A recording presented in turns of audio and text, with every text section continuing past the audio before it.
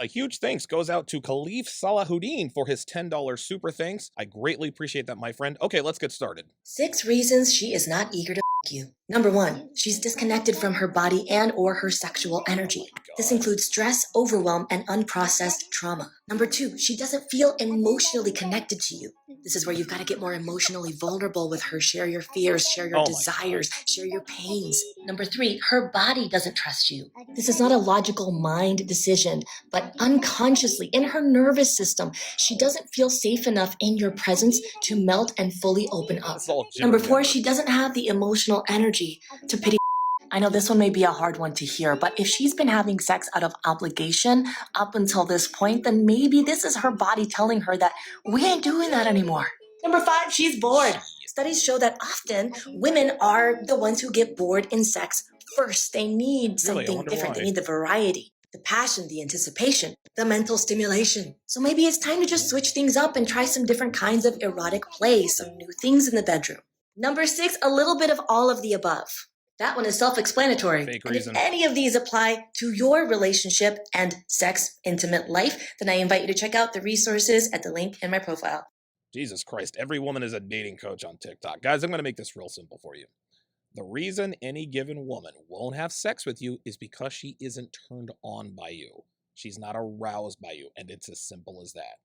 When she says a woman is disconnected from her own body, it means she does not want to have sex with you. It doesn't matter whether or not she's stressed out. As a matter of fact, sex is great for stress, and that's for both men and women.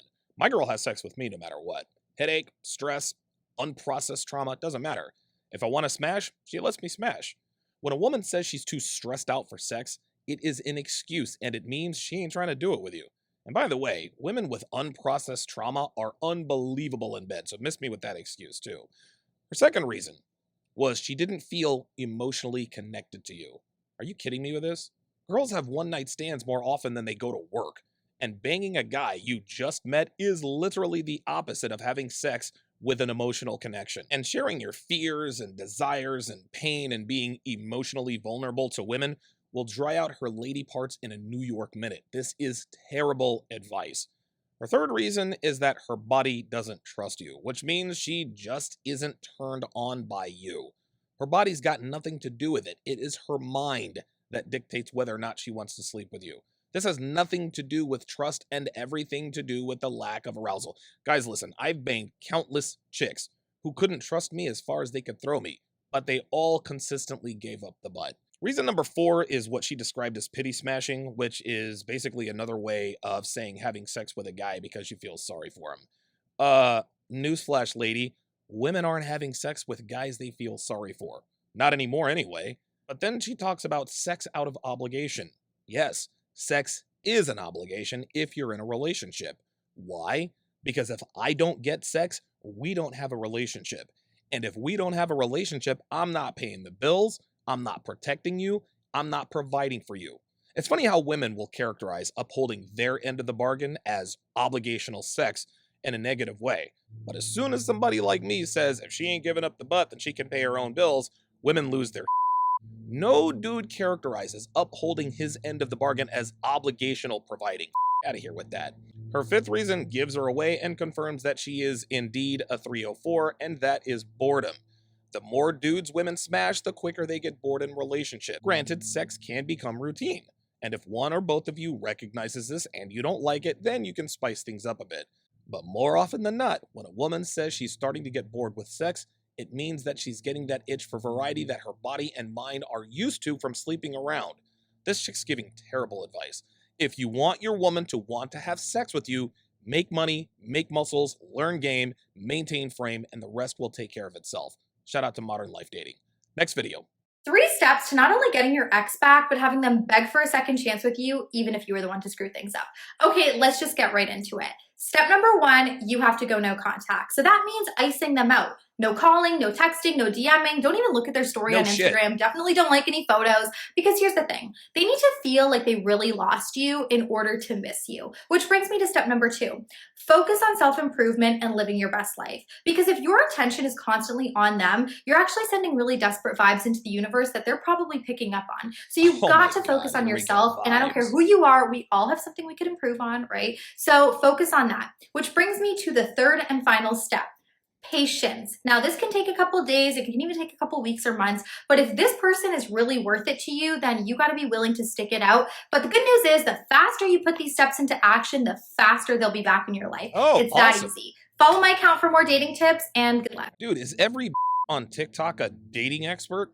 Anyway, first off, let me make this crystal clear. Never take back an ex. I don't care if you cheated, I don't care if she cheated, or you ended it, or she ended it. Once an ex, always an ex. Never, ever take back an ex-girlfriend, guys, under any circumstances. Now, the advice she gives in this video is actually quite effective, believe it or not, if she were instructing men on how to get over an ex. Her step 1 was on point when she said no contact. Totally agree. Guys, go radio dark, block her on everything, social media, email, her phone, dating apps, everything. Do not allow her to be able to contact you on any medium. Her step 2 was self-improvement. Correct again. Diving headfirst into self-improvement will drastically shorten the process of getting over her. Now, her number 3 was patience, and she's half correct on that one, but only in this context.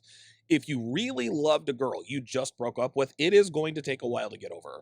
It's not going to happen overnight. So yes, patience is definitely a key factor. So let me reiterate here. Do not, I repeat, do not ever take back an ex. Disregard this woman's advice in this regard and use it to get over your ex.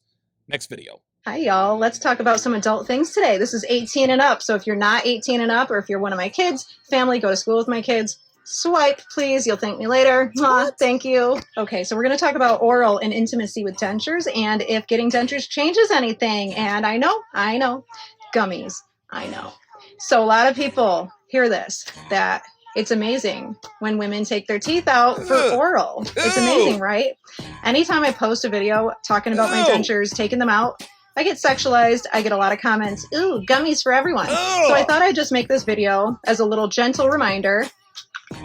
My gums are full of Sharpe metal implants. Sharpe! Sharpe. So I typically leave my teeth in. Unfortunately, because I had my dentist change my natural anatomy, I can't really open my jaw like wide enough for my husband sometimes. We're going to start seeing more and more children being victimized by their selfish mothers sexualizing themselves online. Kids with mothers who have OnlyFans or are spicy movie stars will greatly suffer because of this. There is no amount of preparation that can make a kid ready to deal with the fact that other kids at school and around the neighborhood are going to tease them relentlessly about their mothers getting pounded out for all the world to see. So for this woman to say that if you're one of my kids or my family or go to school with my kids, swipe, you'll thank me later, this shows me that she doesn't care about how this will affect her children. She thinks that this little disclaimer will somehow magically cause her kids, her family, or their classmates to just automatically swipe because she told them to.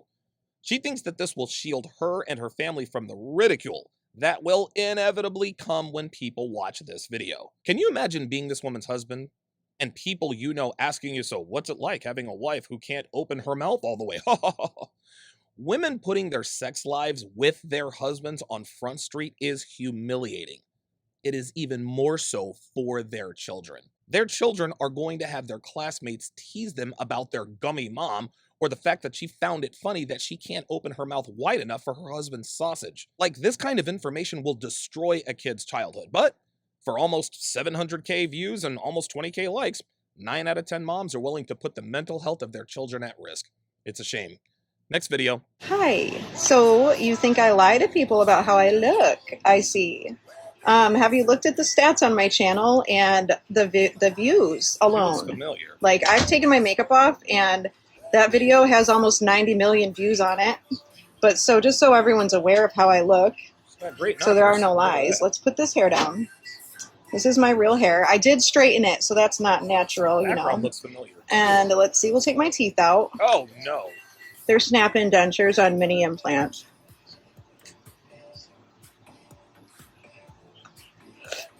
Okay, Oh. 6 on top, 4 on the my bottom. God.